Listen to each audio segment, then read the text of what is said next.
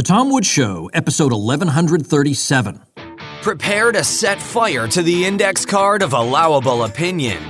Your daily dose of liberty education starts here. The Tom Woods Show. Folks, like many of us, there's a good chance you were probably a victim of educational malpractice. Well, undo all that over at libertyclassroom.com, where we teach you the history and economics you didn't get in school. Hi, everybody. Tom Woods here. Bill Anderson joins us today. Professor Bill Anderson teaches economics at Frostburg State University, and I wanted to talk to him about a paper he delivered not long ago at the Austrian Economics Research Conference. We're going to get into that in a minute. It has to do with absolute immunity for prosecutors and what this means for the American legal system and the way this biases the system in a certain direction. The incentives that are created by this particular policy tend to slant the operation of the wheels of justice, let's say, in a particular way, not favorable toward the accused. Let's put it that way. Bill has, in addition to his work in economics, been an outstanding journalist, in particular on the Duke lacrosse case from a number of years ago, and I'll want to start off by asking him about that. But this is the first time I've talked to Bill on the show, and I'm just delighted. Bill, welcome. Good to be here. Before we get into the paper that you gave at the conference, let's talk about something that you were very much involved in as a writer and a journalist and an observer, and that is the Duke lacrosse case. Some of my listeners were probably just growing up during those years, but we're talking 2006 to 2007, and that was a case where people like you and my old, the TA I had as an undergraduate, Casey Johnson, and some others were sure that something was fishy about that case. And I read what people were writing. I didn't know what to think. But as I look back on it now, good grief, to say this was a miscarriage of justice is a preposterous understatement. So I'd like to talk about this, because this is a case where the prosecutor himself was actually punished. And the point of your paper that we're going to talk about in a few minutes is that it's exceptionally rare for that to actually happen. So something grossly unjust must have happened in this case. What was that? Well, I think that what happened was that the prosecutor, Michael Nifong, really did everything he could to make this case go national, and he sought out a lot of publicity. He gave more than 70 interviews, which is something prosecutors really aren't supposed to do. He made a number of inferences about guilt. He just basically shot off his mouth a lot. And here was the problem, that he had put himself so far out in front and had really had really encouraged the rest of the news media and all of the usual suspects in the left-wing establishment to go ahead and jump off the cliff with him. And at the time, they were saying, well, hey, a prosecutor is saying all this stuff, so it has to be true. Well, let's remind people, what is all this stuff that was being said about whom? Okay, what the case itself involved an accusation by a black stripper that 3 lacrosse players from Duke University had raped her at a party. And so what they did, and without going into a lot of detail in the case, that the accusations themselves just took off. And you had the Raleigh News and Observer writing a number of articles at the beginning, absolutely inferring guilt. And the paper even took part in creating a wanted poster for the players, having all of the white players, their photos on a single sheet, and and calling for people to come forward and things like that. And so, in other words, that there were no restraints about that you're supposed to have about saying whether or not this actually happened. And what occurred was that the evidence almost immediately was showing up as being, that there was no rape, number one, that the woman had no DNA, that we were supposed to, DNA on her. We were supposed to believe the 3 young men, drunk young men, for 30 minutes would beat the woman, rape her, ejaculate in her mouth, in her vagina, on her body, that they would all be naked and rolling all over her and all over this bathroom, and yet not leave one speck of DNA on her anywhere, and that all of these things that she alleged simply could not have happened. I mean, and it was pretty good forensic science, to be honest, because a lot of times forensic science is not very good. But in this particular case, they really did everything they could to try to preserve things as well as possible. But what happened was, because of the statements of the prosecutor especially, and the Raleigh News and Observer, they had a young left-wing journalist named Samia Kahana, who subsequently lost her job at that paper. But and then they had an editor who later went out to the Sacramento Bee to try to turn it around, and she got fired out there too. But in other words, what happened was that there were nobody would restrain themselves. And I think that a lot of people on the left are saying, aha, we finally have the case that we need. And so they just, it's the old thing of jumping on the horse and riding off in all directions. And as a result, the prosecutor, he had also personal and financial interest in this, because he wanted to get elected and serve 4 more years so he could get an extra $15,000 on his pension. And it just never occurred to him, I think, that this was going to blow up in his face. And it did. And so the North Carolina State Bar was left with a real problem, because here was somebody who had absolutely flaunted the rules, of conduct, that every state bar, every in the country, and also including the federal bar, has actually very strict rules as to what prosecutors can and cannot do. And here was Michael Nifong just breaking them left and right. And then it turned out later he was hiding evidence. He had conspired to do that. He had conspired with a private DNA, a firm that does DNA analysis, and so they had conspired to withhold information. So yes, they that it was outright lying to a judge, to the public, and all. And even with all that, it took the New York Times more than a year to finally admit, maybe all this stuff really isn't true after all. I mean, this was the New York Times that gave us the denial of the Ukrainian famine. I mean, this was in all its glory. Well, Bill, what was it about the case that made you think something's fishy here? I mean, I'm sure there are a lot of cases you read about in the paper and you just go on to the next page. What was it that made you say, this can't be right?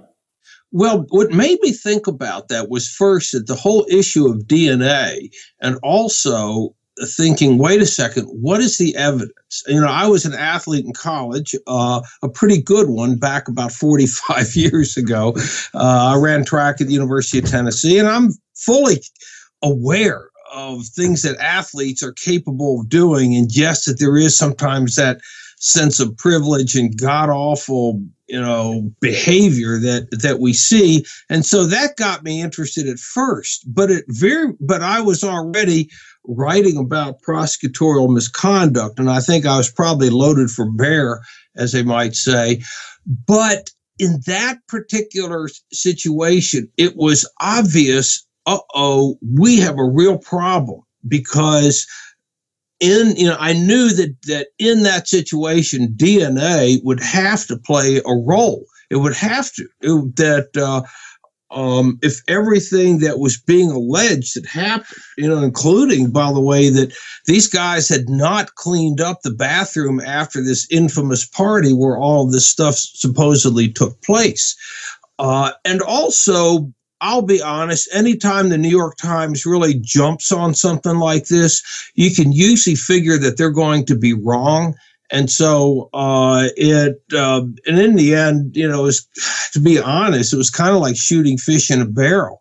It was not hard at all. But yet what really struck me was the refusal of a lot of people to believe the obvious. They just so wanted to believe this story to be true that they were willing to do anything. I mean, anything to keep it going. And that's the sort of thing that, if you've known me for many years, Tom, and you know that's the sort of thing that kind of makes me mad. And when I get mad, I write about it. Well, what you did, you and the others, was just so important. Did you at any time get to know the family members of the accused? Oh, yeah. I did. And made some interesting contacts over the years. They're kind of without going in a lot of detail, but yeah, I did. And did they thank you? Yeah, it was interesting. I remember meeting Reed Seligman's father at a party, and he said to me, "Boy, wait till Kathy, his wife, here said I got to meet Bill Anderson." So he was kind of excited about that. And what nobody really just said directly to thanks. I think Casey Johnson got more of that because Casey was the real star in this. I always considered myself sort of, on the periphery. There were people that, I was able to sort of make a reputation for myself there, and also in the Tanya Kraft case a few years later in Northwest Georgia. And on that one, I actually got written up on in the blogs because I took the lead in that. I did a lot what KC did, but I think the families were nice, and certainly some of the other families I got to be friends with, and they were very good to us. And I've stayed at some people's houses on trips and things like that. So I would, I certainly think that the people were grateful enough, kind enough. I wasn't looking for that and whatnot, but I thought that the people that I got to know, including the accused families, I thought they were pretty good people, to be honest. I really, really did like them. Let's talk about this paper then that you gave at the Austrian Economics Research Conference recently. The title of it is Protected Lying: How the Legal Doctrine of Absolute Immunity Has Created a Lemons Problem in American Criminal Courts. Let's lay out what exactly absolute immunity for prosecutors is. Well, what absolute immunity says that as long as a prosecutor is engaged in the duties that are expected of a prosecutor, that prosecutor, no matter what, no matter how outrageous the action, may not be sued by a person that he or she has harmed. All right. For example, let's say that Michael Nifong, now, by the way, he was somewhat vulnerable because he also became an investigator as opposed to just a prosecutor. But even then, I think he was pretty well protected by the courts. The courts really, they protected the city of Durham. They did not protect Duke University. The players, William Cohan, and that horrible book he wrote, notwithstanding, they settled with each of them for, I think, a little under $7 million apiece, of the three people. But the courts really, really protected Nifong to bleed, in this particular thing. It goes back to a 1976 case, Imbler versus Pachman, in which the Supreme Court ruled that as long as prosecutors are doing their prosecutorial duties, that they can, that if you, the person being prosecuted, even if they harmed you, even if they lied, even if they broke the law, it doesn't matter, because you cannot sue them. And so what you have to do is depend upon the state, which is, of course, all the good friends and colleagues of the prosecutor, to induce punishment. And that's why, and by the way, that's why it rarely ever happens. The extraordinary thing about the Nifong case was that anything happened at all. Yeah, that was part of my excuse to be able to bring up that case, because you did briefly mention it in the paper as being one of the very few counterexamples to the phenomenon that you're describing. Yeah. So let's say it turns out that there's some prosecutor who either did not bring forth. Well, let's talk about the Brady thing. Yeah. The prosecutor is required to bring forth exculpatory evidence, but why would it be the prosecutor's obligation to do that? Because it's the prosecutor that is generally gets the case file, and it's the prosecutor who then actually is the conduit of information, or at least the information that the police will have. If the police don't give up something to the defense attorney, but they give it up to the prosecutor, then the prosecutor is legally required to get that information to the defense. And also, you have to understand that most people in criminal cases, you hire a lawyer, and that's very, very expensive. Most of us do not have a few $100,000 of spare change. Okay, the Duke case, the defense cost about $5 million, and that didn't go to trial. Tanya Kraft in Northwest Georgia, she spent over $1 million that they had through family inheritance. That did not even cover all of the attorneys' and research costs. And so whereas the prosecutors, they don't have to worry about that. And in fact, the less research they do, the better. And so I know it sounds strange, but it's the prosecutor that has most of the information. And the reason that I talk about the lemons problem is that it goes back to a 1970 paper by George Akerlof. And now Akerlof, economically speaking, there were some difficulties with it. In fact, Tom DiLorenzo really tore apart some of the concepts in that paper. But there were some aspects of the paper, I think, that were applicable to this. And that is that if I'm selling something to you and I know that something is wrong with it, and you don't know that, then I have more information than you do. If you knew that, you would demand a lower price, you see. And so it would be to my advantage withholding it. Although here's the thing that once I sold you the car, if the car broke down, there are remedies that you would have in order to be able to get at least some measure of wholeness in this. Whereas with the courts, here's the problem, Tom. With the courts, once they get a conviction, they hold on to them very, very tightly. It is extremely difficult. And so it's extremely difficult to get a verdict overturned, no matter how bad the misconduct. So therefore, prosecutors have the incentive to withhold information. They're absolutely incentivized to do so.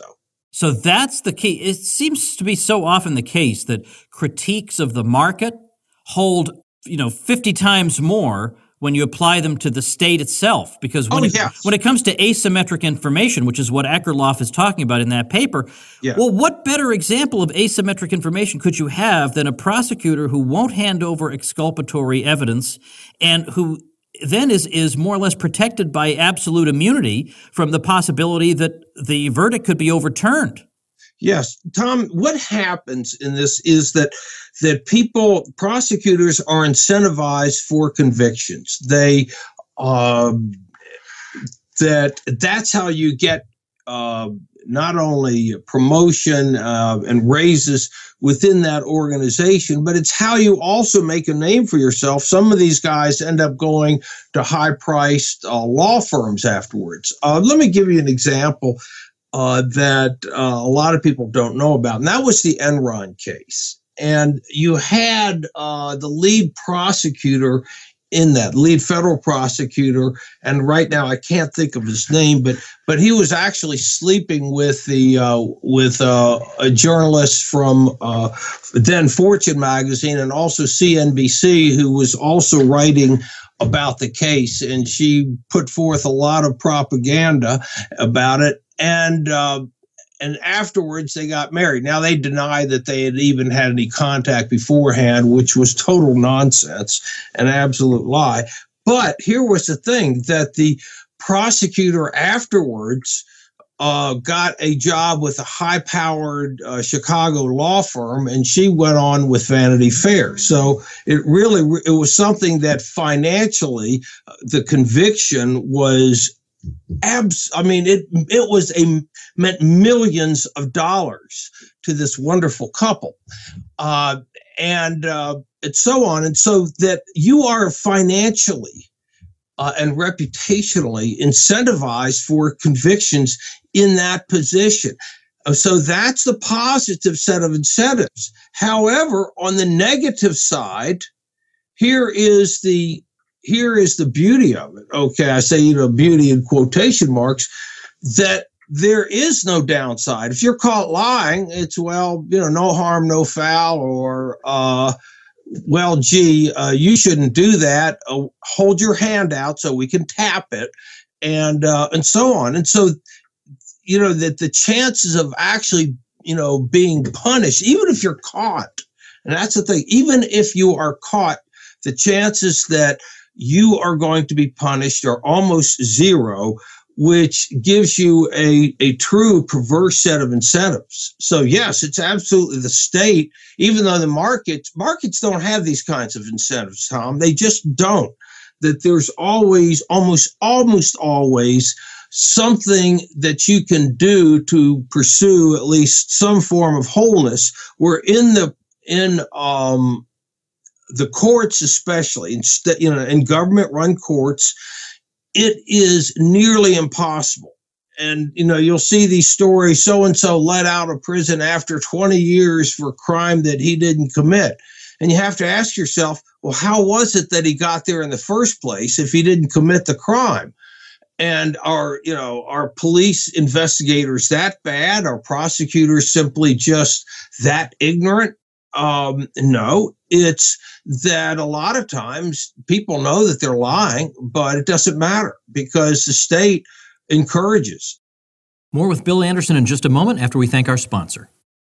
Folks, if you were walking down the street and saw 99 cents on the ground, chances are you might not even bother to bend over and pick it up. You'd say to yourself, my self-respect is worth more to me than 99 cents. Well, you know what else is worth way more than 99 cents? How about 2 months' worth of access at Skillshare, where you can get access to over 20,000 classes that can give you a leg up in your career or in that side hustle you're trying to start. I'm just glancing at the homepage right now, and I see courses on mastering Illustrator, fundamentals of DSLR photography, how to start as a freelancer, ink drawing techniques, how to mix music. Imagine 20,000 of these for 2 months. For just 99 cents? Well, as a listener of the Tom Woods Show, that is precisely what you get. When I emphasize on the show that nobody has any excuse for complaining about the economy, well, Skillshare is the illustration of what I'm talking about. And you get 2 months access to all 20,000 classes for just 99 cents. Head over there to Skillshare.com/Woods right now. That's Skillshare.com/Woods. I want to just read a little passage from your paper because here's another angle on the whole question. You cite a 2014 study that finds that something that we probably knew already, that most criminal cases result in pleas as opposed to going to trial, and that often results in innocent people pleading guilty to something simply because they lack the resources to take charges to trial or do not have confidence that the system will work for them, and they will receive harsher sentences than had they just pleaded guilty. The plea system is almost completely free of judicial or legislative oversight and regulation, which makes things even more hazardous for defendants, given that prosecutors receive no sanctions for overcharging or coercing guilty pleas from innocent persons. Now, if this went on, if we had a private legal system, not a government monopoly system, but a private legal system, we would never hear the end of the outrage about this. But instead, I have to dig around in a Bill Anderson paper to find out about it. Yeah. Oh, yeah, absolutely. That, and in fact, a private system would obviously work a lot differently. It would work more like a civil system. Murray Rothbard laid out a number of ideas on that, and others have too. But you're absolutely right that for whatever reason, that these folks are always held up as being exemplary. Prosecutors, well, they could be making big bucks as private attorneys, but instead they choose to serve the public as prosecutors, and that's frankly a bunch of nonsense. A lot of them really, that being prosecutors, they want to be criminal defense attorneys. You look at the prosecutor's office as sort of serving on the farm team. That it's you're doing some of the laying some of the groundwork. It's like, for example, on Wall Street, you have a number of executives on Wall Street who have also been in the Securities and Exchange Commission, and serving the SEC actually is considered a plus when you serve and when you work then for later for some of these financial firms. And so there's this revolving door that you're going to find. And in fact, in a market system that it's just simply, market system generally has ways to get around this. So if you want to talk about a government failure, a huge failure, this is it. But it's a failure because that the people who are harmed really have no way of getting justice. They really, you'll see people being compensated, sometimes even, awarded a lot of money, but nonetheless, you've taken their lives away, that you have altered their lives irreparably. But here's the problem, that the people who have created this issue, the people who did the wrong in the first place, who broke the law, who committed crimes, and I'm talking about real life, go to jail type crimes, they're protected. And there has never, ever in the history of the United States been a prosecutor who was convicted of actually of conspiring to bring about a wrongful conviction. You had a case in DuPage County in the late 1990s, and some prosecutors went after a young fellow named Yolando Cruz and convicted him of murder. And then they found out later that, boy, did these guys ever make stuff up. And they clearly, the Cruz was not a particularly, let's say, attractive person. He is somebody with a criminal record, but he clearly got framed. But the jurors would not convict the prosecutors. They just wouldn't do it. The system protects them, and I know that we're all shocked by that, but there it is. Well, let me, again, if you don't mind, read another passage from your paper, and here you're going to use an analogy. You're going to say the same way that Akerlof uses the lemons example. Yeah. Let's try and imagine prosecutorial misconduct as if it were the selling of a bad car to an unwitting customer. It breaks down almost immediately. And here's what you write. When the customer complains and demands that the dealer give him a refund, now again, think of this as an analogy with prosecutors. The dealer refuses and turns to other employees of his business, and all of them agree that it was a good car and that the buyer should accept the results and not carp about them, and that the dealership followed all of the proper procedures for preparing the car for sale and that it had no known defects. Furthermore, in this particular example, the wronged buyer is prohibited from using the tort system and is told to check with government agencies that regulate used car sales. When the buyer turns to those agencies, after having discovered documented proof that the dealer knowingly lied about the car he sold, the employees of those organizations tell him that they are sorry, but that the dealer was just doing his job, and that they will neither require the dealer to take back the lemon he sold nor discipline him. It is near impossible to imagine such a scenario in the event a car dealer sells a lemon to a customer. However, this was the reality that John Thompson and thousands of other wrongly convicted people have experienced after prosecutors engaged in illegal and unethical conduct to place them behind bars. After having their freedom taken from them, sometimes for decades, they found that the judicial and law enforcement agencies so protect their employees that no meaningful redress is possible. Holy cow. Yeah. Not a lot of academic journal articles read like that, Bill. Where are you going to publish this one? Well, actually, I have sent it to a journal, yours and my favorite journal, of course, the Quarterly Journal of Austrian Economics, and I sent it to them, I believe, on Sunday, and so I'll just wait to see what happens, what they say. They'll put it through a blind process, and then we'll, somebody may make, ask for revisions or something like that. But I did want to get this published in a journal, and then what I'd like to do from there is actually work on running things from that. There are a number of, I'm part of it is with me, I need to get back into the academic portion of my work too, as opposed to just, popular press stuff. And so this is kind of almost a combination of the two, except what I'm doing here is using just straight economic analysis. In economics, we hold that incentives matter. They matter a lot. And that when you look at structures of incentives, you can see how behavior is going to go. I don't care if you're a neoclassical economist, an Austrian economist, or whatever, that you are, that incentives matter.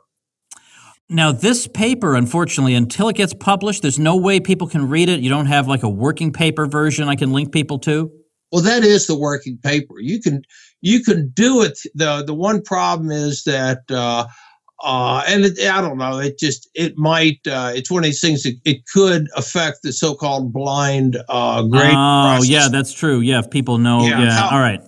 However, chances are people are going to know it's my paper anyway, because they know I write about this kind of thing. Right. Yeah, they're going to have to find. Yeah, it'd be like finding a jury that's never heard of O.J. Simpson. Good luck finding a reviewer for Bill Anderson's paper. But I'd like to do that. What I'm thinking about doing is doing a shortened version for the Mises page, but for now I'm just holding off because I want to make sure everything is done right, and also because that, say you're an editor, you're the editor of the journal. I won't mention the editor's name, but that person could maybe interpret it as I'm trying to put some pressure, on them in order to be able to do it, which you don't want to do. No, absolutely. No, I'm not going to. If I'm responsible for this paper not getting published, I'm going to have to go out and get drunk and who knows what I'll wind up doing. So we don't want that to happen. Hey, we'll get drunk together. Oh, I didn't say that. But listen, what I will do is I will link people to two things if they want more Bill Anderson. First, your article archive at Mises.org, and secondly, your article archive at LouRockwell.com, which is, I know, where you published some of the Duke lacrosse stuff at the very least. Yes. So we'll link to both of these things, this being episode 1137. The show notes page will be tomwoods.com/1137. That's where you can get your fix of Bill Anderson articles. Well, Bill, I appreciate you coming on. I love the paper, and I hope to see it published someday. Well, thanks, Tom, and keep doing the good work that you're doing, and thank you very much for having me as your guest. All right, everybody, that's going to do it for today. I have recorded a whole bunch of these in advance so I could go out of town, and they are still coming out. I go out of town, and the episodes just keep on rolling out of there. By the way, if you have not yet given it a shot, check out my sister podcast, Contra Krugman, which I co-host with Bob Murphy every week. We take a Paul Krugman New York Times column, and we tear it to shreds every week. If that ain't a winner of an idea for a podcast, I don't know what is. So check that out at ContraKrugman.com. And of course, check out the Contra Cruise. Bob and I are hosting the Contra Cruise for the third year in a row. It's going to be tremendous fun. Dave Smith will be there. Jeff Deist will be there. Tatiana Moroz. All three of these folks have been guests of the Tom Woods Show. And we're just going to have an absolute blast. And you don't want to be just watching the video of all the highlights of the fun we had. You want to be there with us. So get the details on that at ContraCruise.com, and I'll see you tomorrow. Become a smarter libertarian in just 30 minutes a day.